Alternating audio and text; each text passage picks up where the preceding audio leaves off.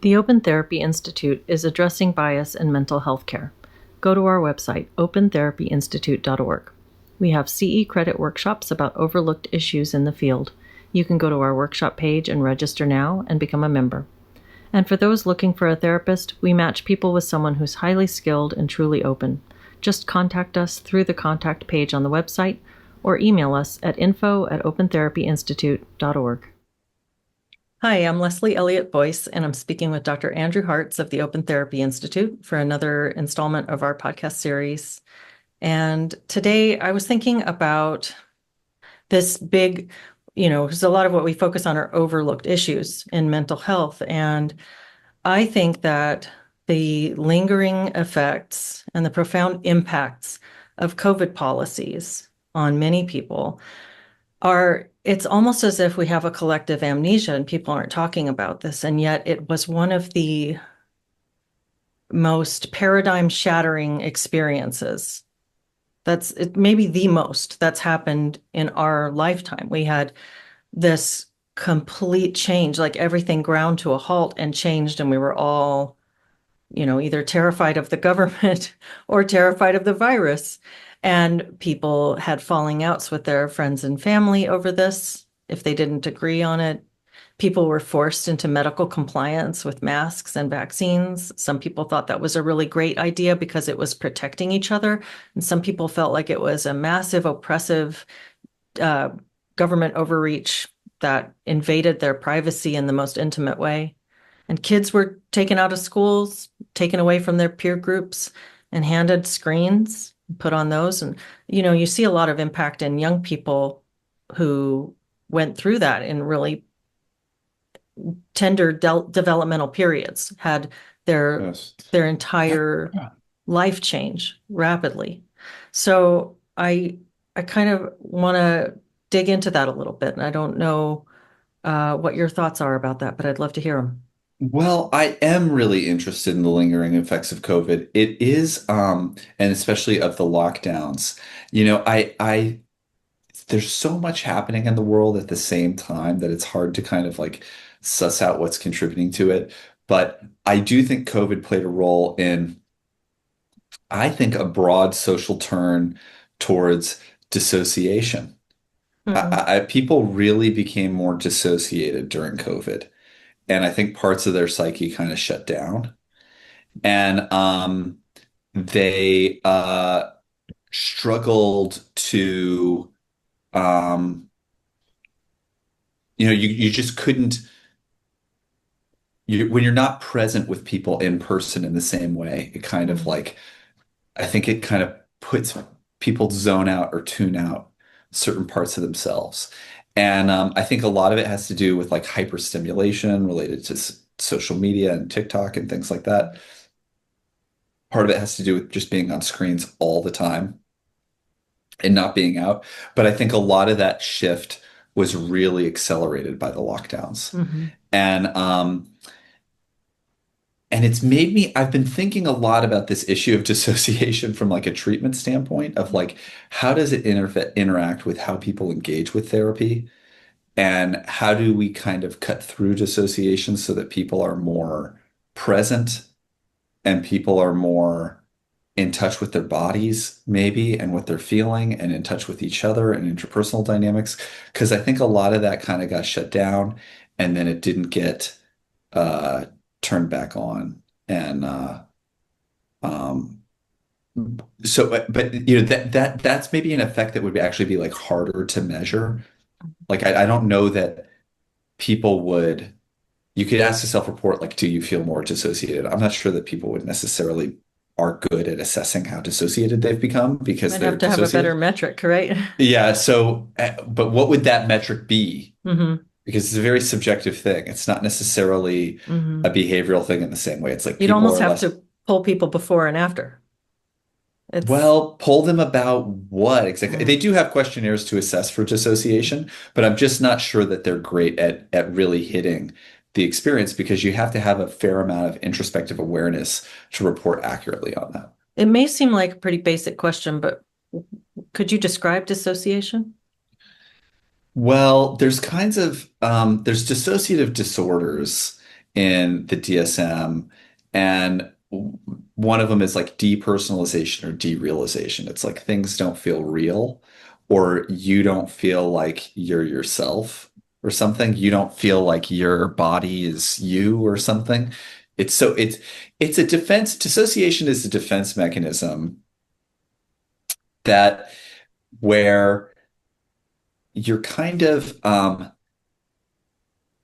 some of the your connections to feelings, thoughts, self states is ruptured. And so it's a little bit different from repression, where there's a desire or a thought and you're kind of like pushing it down. The repression kind of implies that you're pushing it down or fending it off.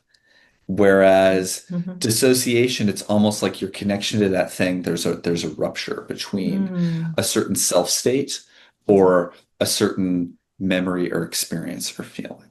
Mm. And so there's a need to kind of try to reestablish a connection Mhm. that's kind of Mhm. been severed. But I think a lot of times it's more just like you're you're less present. There's parts of your interpersonal environment that are tuned out. There's parts of your body that are tuned out. There's part of what you're thinking and feeling that are tuned out. And you're maybe just less less present, less engaged, less attentive, Mhm. less, it's kind of like when you're streaming through all this, flipping through all this content on your phone, and it's all incredibly stimulating but impersonal, and you're kind of not in your body, you're not really present with. Maybe that's the benefit. It's like if you have any Mm. distress, you can turn that on and it really will get your attention onto something else. And it's Mhm. you can wait for an hour at a doctor's office for for a health issue, and you're on your phone for an hour just flipping through constant simulation, but your thoughts aren't present and coherent in the same Mhm. way. Mhm. So I guess that's more the experience I'm thinking of, as opposed to maybe the traditional dissociation of like for, forgetting chunks of time. There is this idea of a dissociative fugue, Mhm. which is when you kind of forget about everything in your life and you block out a period of memory and you go live as someone else, or you go away and do something totally different for a period of time, potentially a long period of time, even like although people are skeptical of some of these diagnoses. Those But are such interesting stories. yes. Um, Yeah, but and you have multiple personality, which is called dissociative identity disorder. It's another very controversial diagnosis, but the idea behind it is that there's this rupture between these different self states that are not integrated, that you move between. Hmm. And people could experience it in a uh, less severe way, where they have a not a coherent, distinct entire identity that's separate from another one, but just a mode that's different from another mode. Hmm. Hmm. Yeah, that's helpful. That's helpful. I was thinking about, and I think that it's really interesting that you bring up this idea of dissociation. My thoughts when I think about the impacts, the social impacts of the lockdown period are that it's mostly about severing people from their social connections. But I hadn't really thought about how it also severed people from themselves. The social connection, if you I think a lot of people were worried that they were spending too much time on their phone or too much time on screens for years. Wait, this predates COVID. Yes. But being locked down, banned from public spaces, sent home from work, and the only thing that you have to do is kind of putter about your house, do your little small things that you do in your own closed-in environment. Maybe talk to people on the phone, but you I think a lot of people didn't want to go read the books that they had waiting on their bookshelf. They were worried about what's happening, so they went into sort of a frantic information gathering mode. And that meant that all of your attempts to sort of keep your social media use in balance went right out the window because now it was necessary in order for you to understand what was going on and how it was going to impact you. And so you had people who probably went from a really moderate level of use that they were trying to keep at bay and keep in balance. Suddenly they were on their phone all day long or on the internet all day long trying to understand Right. this expert said that and this expert said that and my governor is Right. doing Right. this and my mom thinks Right. that and I can't believe she thinks that. And so, Right. from this this this thing came out of its pocket and became everything for a lot of people.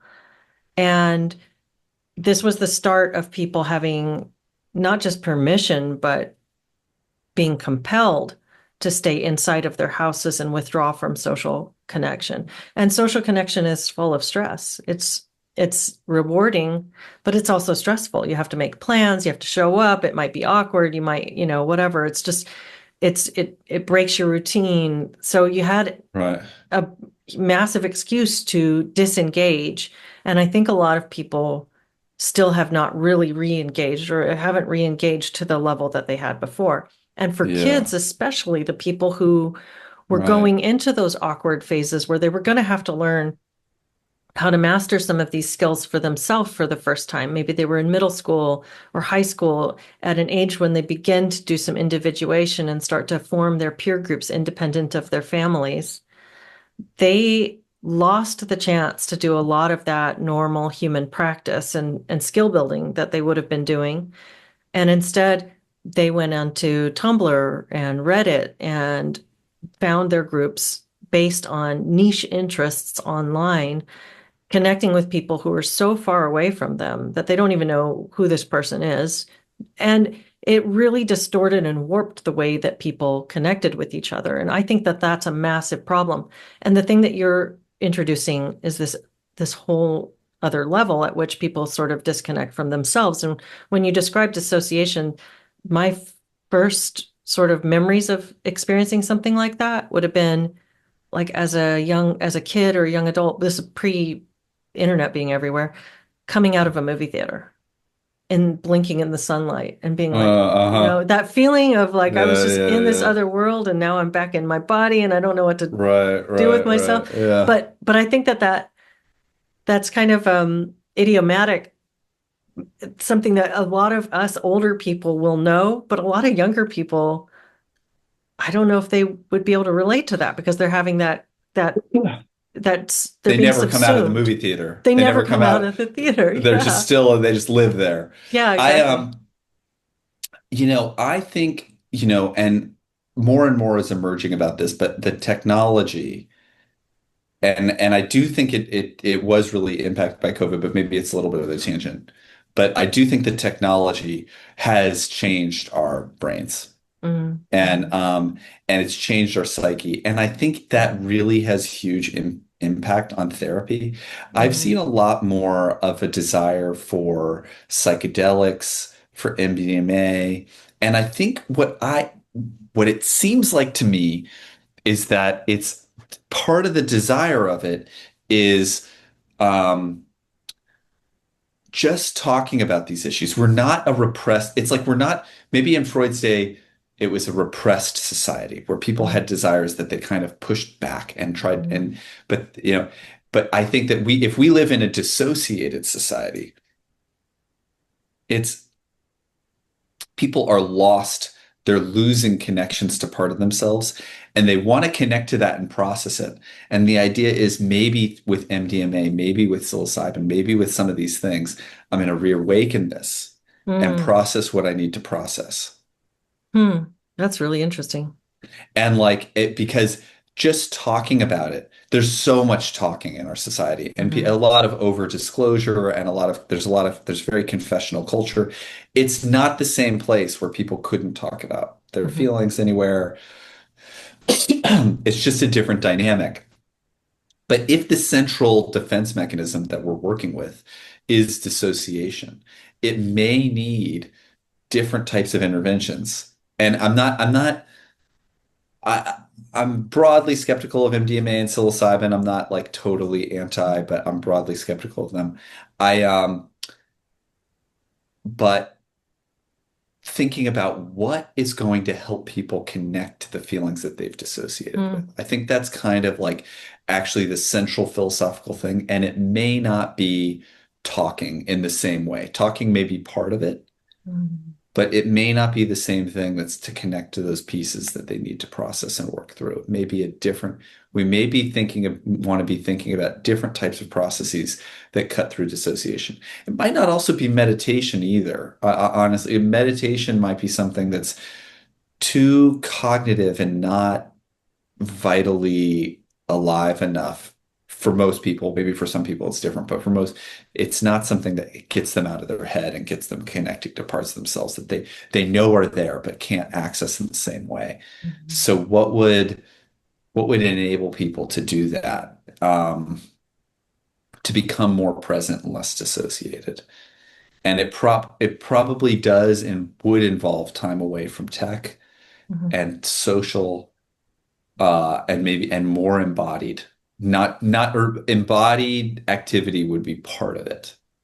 So would social things, mhm. but different types of interventions, because I just think the psyche is different than it was 100 years ago for people, and the tech is a big part of it, and I think the dissociation's a big part of it, and it might be why uh, maybe people who are very dissociated don't get what they want out of therapy sometimes because Mm. it takes more pushing, it takes something different or something more to get what they're looking for. Wow, that's really interesting. Your description of the potential of some of the like entheogenic substances like psilocybin, et cetera, it almost sounds homeopathic in a way. I mean, what you'd be doing is taking a thing that dissociates you in order to treat the dissociation and help you undo some of that. It almost sounds like um, I mean, that's just fascinating. And I don't know if that would be the answer either. I'm kind of skeptical of some of those things too. I think some people have great Right. experiences and there's reason for um, some hesitation as well. But yeah, the tech really has changed our brains. And I Well, think that, go ahead. I'm sorry. I had a patient who years ago who really wanted me to kind of like somehow read his unconscious and Mm, find the hidden bits of pain or trauma that were there mhm, to help him access them. And he was really interested in hypnosis. mhm, He's like, hypnosis would be a way. But the idea of just sitting and talking, he's like, it's just not going to come out this way. mm, You know, he couldn't find it in that mode. I wasn't able to kind of read it, do mhm. that, read his mind. But there was this kind of desire. Could you find the pieces that I've lost of myself and Wow. somehow reanimate those for me?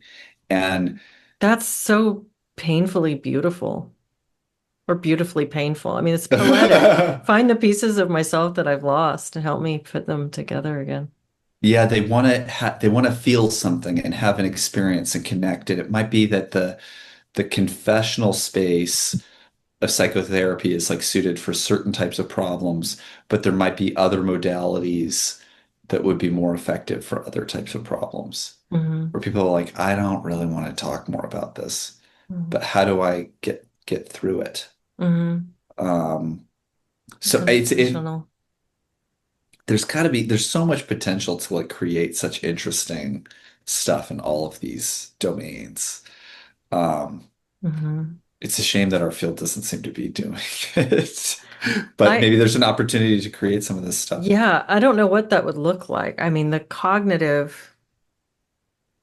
overly cognitive era we seem to be in. I do agree with you. I mean, we Right. have describing that way in which we all got on our social media 24/7 during COVID, to learn, to gather information. It's like the seeking of knowledge has morphed into this perpetual infotainment culture where we're gathering information to entertain ourselves. We've lost other ways of entertaining ourselves. How many people have the experience of no longer having the attention span to sit through a movie without picking up their phone to check something, when a movie used to be your junk food. That used to be the thing you Yeah, did to yeah.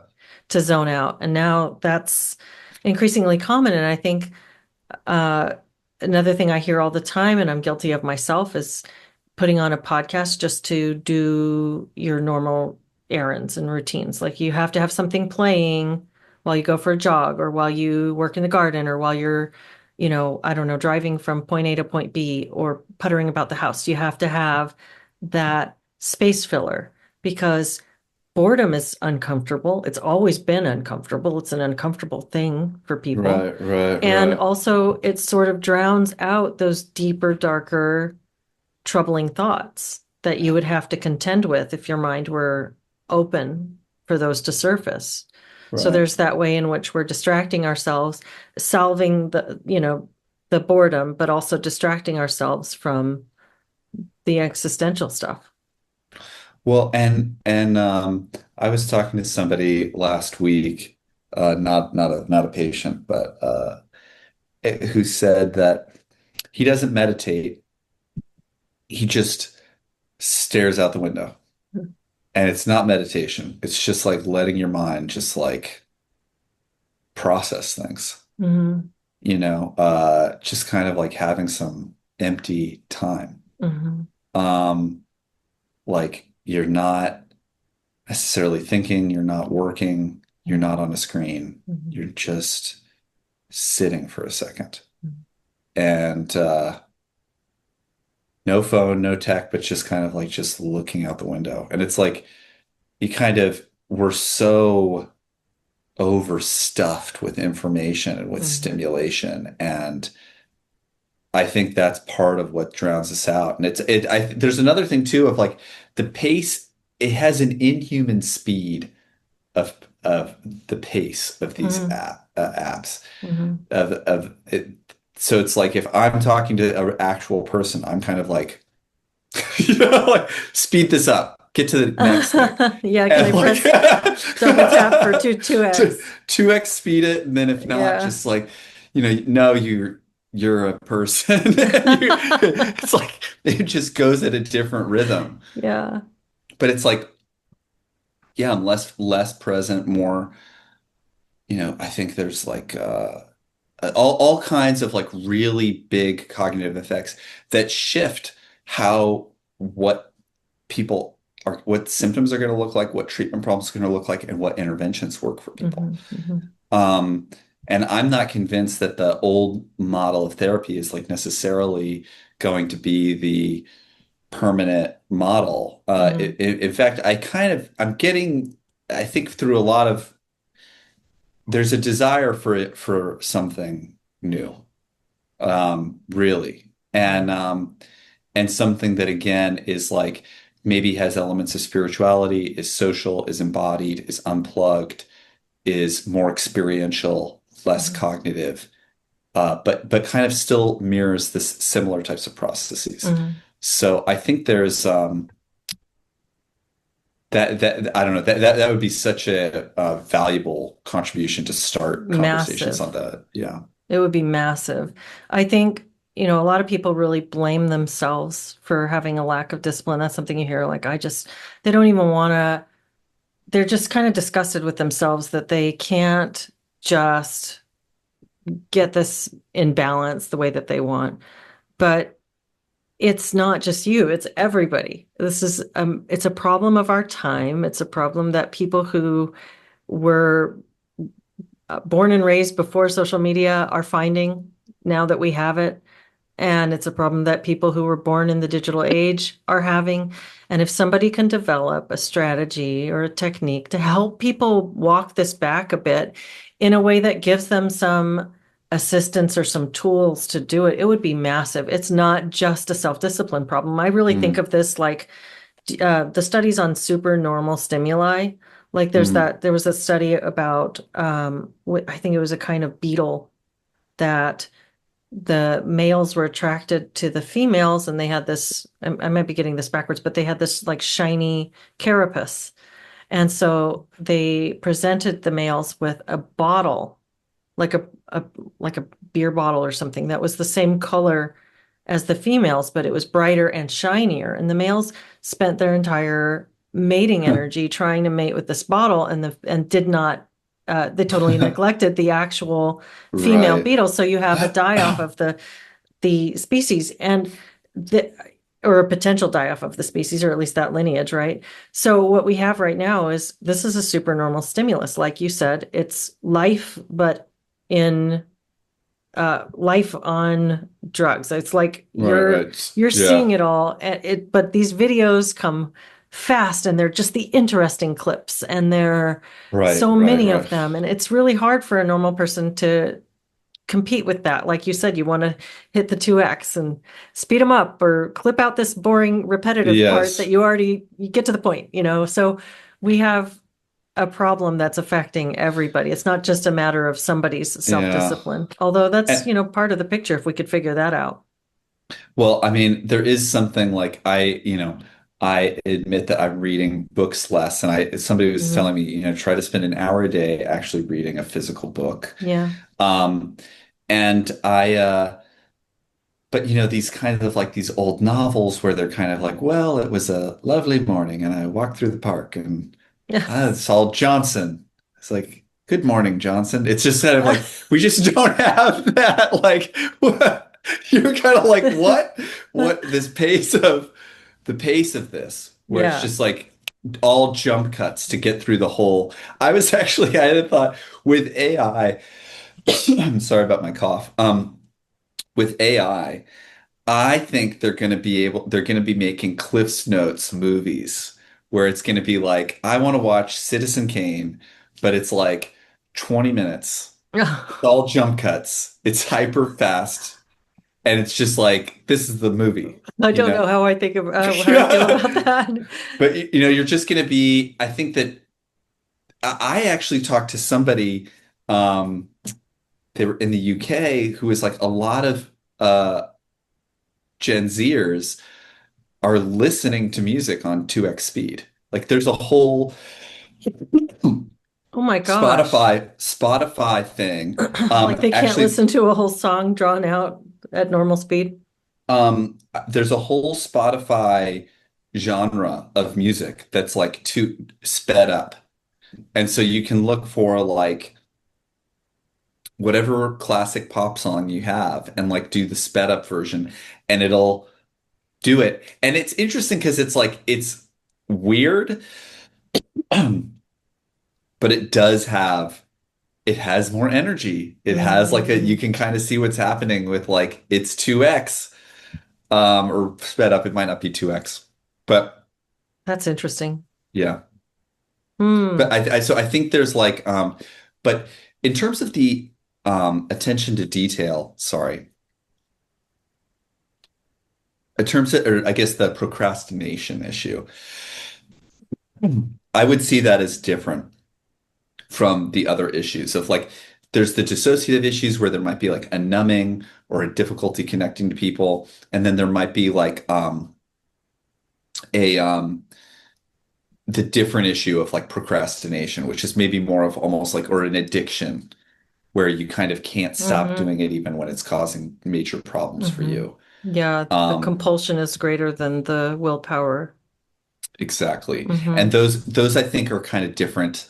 I think would probably be like different strategies. People need time practices of away from their phone or Hmm. um, Yeah, if somebody can put together a really concise program for that, I think it would be very helpful. a slow embodied program. Yeah, yeah. Yeah. Like something that, like the couch to 5K, that idea that you're not just going to get up and run a 3 mile Right. run. You're going to start by walking a lot, get yourself there gradually. Maybe start by walking and running a little bit for a mile, gradually working up to the point where you can go 3 miles at a jog. And I think something like this. You need to give yourself wins, give yourself a chance. Like the reading a book for an hour a day. One of the things that I do is I try to start my day with a book and end it with a book. So Oh, instead of grabbing the phone and looking at that first thing in the morning, pick up a book yeah. and read at least for a little bit. I like a slow morning with a book, and I end the day, plug my phone in across the room and get in bed with a book for a little bit. So And it that's might be helpful. there's also getting your vision looking far. If your gaze is Oh, constantly yeah. like 1 or 2 or 3 feet in front of you, Mhm. really not even 3 feet, like 1 or 2 feet in front of you. It's like getting yourself looking out. Yeah. Yeah. But there's like, I think I think there's a real desire for this, and Mhm. might be a future direction that the field goes in. Yeah, it's so interesting with a particular topic prompt, how many directions you can take it. In conversation. I feel Mm. like we still have several threads that we could pick up and talk about this COVID issue. Like what happened to us? Right, We right, we right. chose the technology and how it's impacting our brains and um, our internal experience, dissociation. I think that's so fascinating because that wasn't even on my radar when I brought that up. And maybe at another point we can talk about some of the other impacts, like the You know, th impact on kids and this is also another Mhm. thing, thinking about technology and AI, Mhm. is if you're talking to ChatGPT, you won't, I don't think you'll get that. Oh, Like that if you were like, tangential. or it's not tangent, yeah, but it's like different associations that are related, that are Mm. unexpected, Mhm. that ChatGPT is going to give you. If you had this conversation with ChatGPT, every comment would be related to your prompt, and you wouldn't get a, hey, did you ever think about this angle on it that you might not be, and then saying something interesting and be like, oh, that's interesting. Maybe we want to go down. Like, Yeah. I I wonder about that as a limit, a major limitation of what it can do. I don't know how you could program like those kinds of unexpected but appropriate tangents. Like, Yeah. because if I was in therapy with a patient, it could happen. I could say, hey, I'm having an association to this, Hmm. but and that might generate something really fruitful that would never come out in ChatGPT. I would only do that in a context where I felt like it was appropriate, Right. but Right. I don't know how ChatGPT might introduce that, or what it would be, or if what information would it be using to come to that conclusion, that sort of That's thing. really an interesting point because humans speak in metaphor and allegory and association all the time. And that's a part of how we process and sift through ideas and information. And even if AI is like got all the Google, they have all the Yeah, information, they can put it together right. for you. They don't have that human way of reflecting and uh, associating something to some other unrelated thing through metaphor or through um, the looser connections. That's interesting. It's a plug for human conversation. Yeah, it is. Well, thanks for having this chat with me, Andrew. It was great to talk with you. Same. Thanks.